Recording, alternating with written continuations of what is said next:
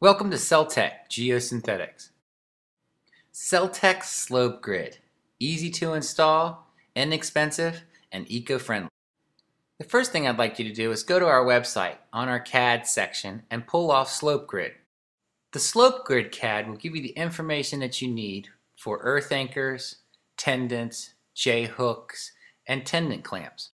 Most erosion problems are due to steep slopes and non-vegetation. A lot of waterfront homes are built on high cliffs. Typically, the slopes that face west have low vegetation due to sunlight. It takes a lot longer for vegetation to take hold. Slope Grid is inexpensive and easy to install. Alright, now you're ready to start the job. You need to pick out earth anchors. They're the most important thing because they anchor everything to the hillside. With a little bit of math, we can figure these things out. Just consult Celtech Geosynthetics for your answers. An earth anchor has a Healy arc screw bit on the end. Comes in different lengths and an open eye end on the top. Tendons are attached to the earth anchor and run through the slope grid. And J-hooks and tendon clamps are attached to the tendons. Tendons are screwed in at the top of the hill. You will screw in 4 per grid, which is approximately 2.5 to 3 feet apart. Now you need to pre-drill your holes through your slope grid for the tendon. You can find the layout on the CADs. We're going to use geotextile fabrics on this job. Sometimes they're needed and sometimes they're not. This job in the spring has water coming right out of the hillside. The geotextile will prevent undermining.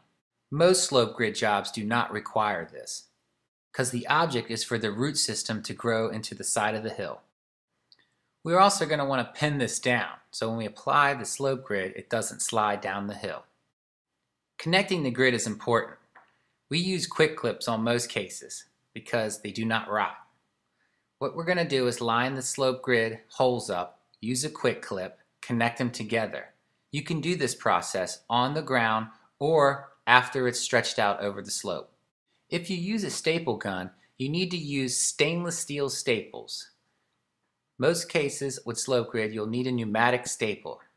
This is an air-driven tool. It works with slope grids 4 and 6 inch cell depths. You can use a handheld stapler for the 4-inch as well. Make sure all your holes are pre-drilled, and now you're ready to run your tendons through the pre-drilled holes. What you do is pull them out of the end of the slope grid, and you're ready to use a tendon clamp. You're going to loop the tendon and use the tendon clamp to squeeze the tendons together to make a continuous loop. Install all your tendons and all the pre-drilled holes before expanding them. Once your tendons are in and your grids are connected together, you're just ready to pull it up the hill.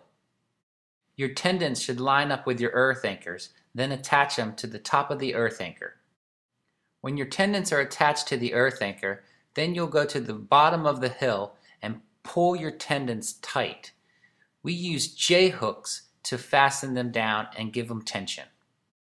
The length of the J-hook you need is 4 times the cell depth. J-hooks can be made on site using a rebar bender.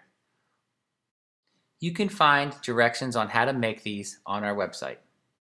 Tendons are used to put tension on the tendon that we've made our loop. Simply loop it over and bang it in the ground. A CAD drawing of placement of J-hooks and tendons are on our website as well. Placement of these items are very important. They need to be placed evenly throughout. And they can be placed over the tendon to give it extra tension. Once slope grid is all anchored properly, you are now ready for infill. Once infill with all material, you're going to cover it with a good erosion control blanket. After you've pinned that properly, you are now ready to plan it. This job, we used Liriape plugs. They were the best selection due to the shallow root system we were trying to achieve. And thank you again for your interest in slope grid.